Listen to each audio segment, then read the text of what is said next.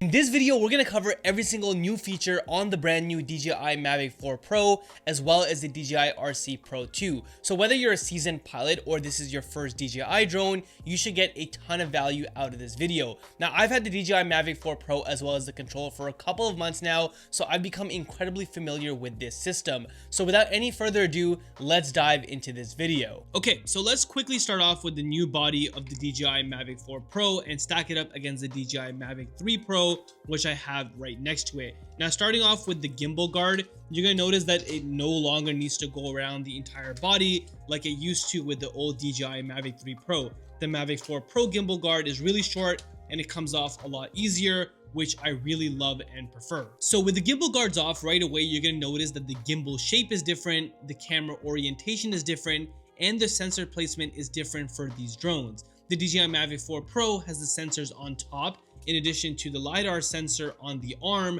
which the Mavic 3 Pro doesn't have, giving it better obstacle avoidance. The camera stack has also been changed, and this is to help account for the drone's newly designed 4/3 inch sensor, which is also by Hasselblad. But this time, the main camera can now shoot in 6K at up to 60 frames per second, giving you 16 stops of dynamic range. You also have a larger aperture on the main camera at f2, which is even wider than the f2.8 on the Mavic 3 Pro, letting you shoot even better during low light. This main camera is just absolutely insane and looks like an Inspire when you're flying it.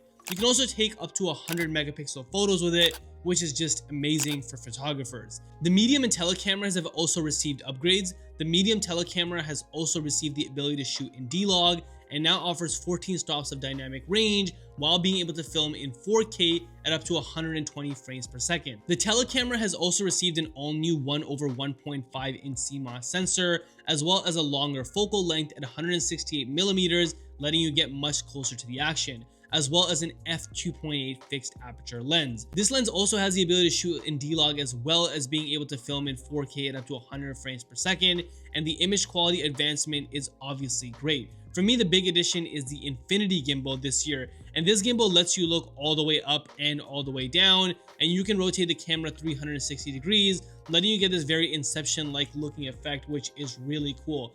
Of course, this means that this is the first time ever on a Mavic drone that we can shoot true vertical video, and the way that DJI has done this is absolutely genius, because if you look at the Mavic 3 Pro gimbal, I don't think they would have been able to get it to turn like we do on the mini drones. So this redesign offers a new universe of possibility for Mavic drone users. Now, in terms of camera upgrades, that's really it when it comes to specs. There are new tracking modes for birds and for cars, and the charging and setup time has been greatly improved. I can't believe how fast I can charge all 3 batteries, and the charger finally charges all 3 at once, and you can get them all to full in about 90 minutes. Also, the setup time has been greatly improved. The drone literally automatically turns on and comes to life as soon as you unfold the arms and you put it down, making it much easier for you to get into the action a lot quicker. And this is the exact same case for the brand new controller as well. This is the DJI RC Pro 2, which we have right here, and this controller is also a game changer. And similar to the drone, you just simply pull up on the new 7-inch LCD screen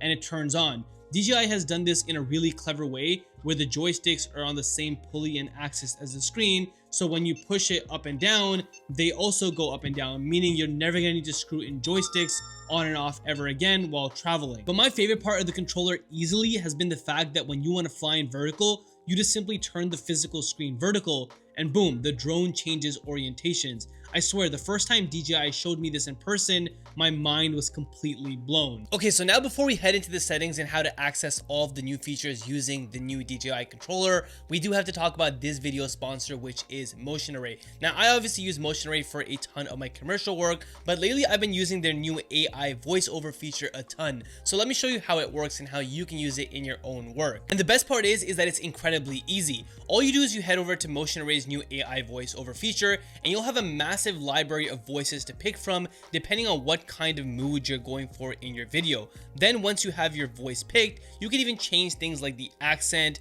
the speed and how fast the voice talks, as well as the specific mood of the voice, then you just simply type what you want and it generates this transcript within seconds. I've been using their AI voices to bring a ton of my projects to life, especially if you're doing any kind of UGC work and you don't want your own voice in the video. This is an awesome solution. Also, if you struggle speaking to the camera and you're still making your way there, this is also another way to get an amazing voiceover for your video without you having to be all there. And I'm sure a ton of you have seen that narrator trend on TikTok lately where a character pops up and then a narrator speaks around them and then you speak using your own voice. Well, yeah, you can use Motion Array's AI voiceover tool for that trend as well. So make sure you check out Motion Array today. There will be a link in the description below that'll save you a ton of money. Trust me, it's a pretty nice discount. Now, if you're a little bit hesitant about jumping straight in and just committing to the subscription, there is a free trial where you can check out a bunch of their features for free, literally no strings attached, and there's no risk on your end. So you can try out Motion Array, see how it works into your entire workflow and your entire setup, see if you like it, and if you do,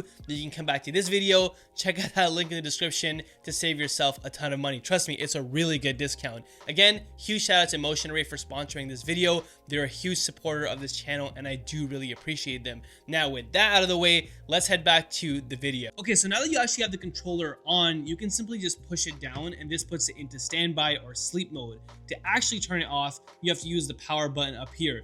The antennas also just simply fold out this way, so there's no need to ever adjust the angle anymore. Now, similar to previous DJI drones, all your controls are at the bottom here. You can switch between different camera modes and then toggle between the Pro mode and the auto mode simply by just tapping on it. Now, as most of you know, I always have my drones on Pro mode, and here you can change your camera settings like resolution and frame rates. And you'll notice for the first time ever on a Mavic drone, you now have the ability to shoot in 6K resolution at up to 60 frames per second, which is honestly something that I never thought that we were gonna see. You also have all the color profiles here, and DJI has also included the all-eye codec, which results in larger files, but it's better for editing, so pros can really take advantage of this. For everyday filming, I'll be using 6K at 24 frames per second in DLOG-M and using the standard codec of H.265. You also have control over your white balance and your tint over here, and you can also scroll down to see how much internal memory you have remaining. If you switch to the camera controls here, you're gonna notice that you now have the ability to use the f2 aperture on the main lens, which we talked about, which you can access simply by just scrolling through the aperture selection. You can switch between the 3 different cameras on this drone by clicking over here, similar to your iPhone. And it's important to note that the camera settings are different for each camera. So every time you switch, you do have to go through and change all of the camera settings at the bottom for each individual camera. You'll also notice that the Tele Camera is now a 6x instead of the 5x that we had on the Mavic 3 Pro. So it is a huge adjustment and an increase in your focal length, which is again great to see. Everything else with the other menu systems is pretty similar to previous DJI drones. If you switch over to the photo mode though, you're gonna notice that if you're in the main 1x lens and you head down here, you now have the ability to take 100 megapixel raw stills on the main camera lens. The medium telelens offers the ability to shoot in 48 megapixels, and the 6x telelens gives you the ability to shoot 50 megapixel raw stills. And just like video, if you want to access the f2 aperture, this is only available on the main lens. Now let's get into how we control the new 360-degree gimbal.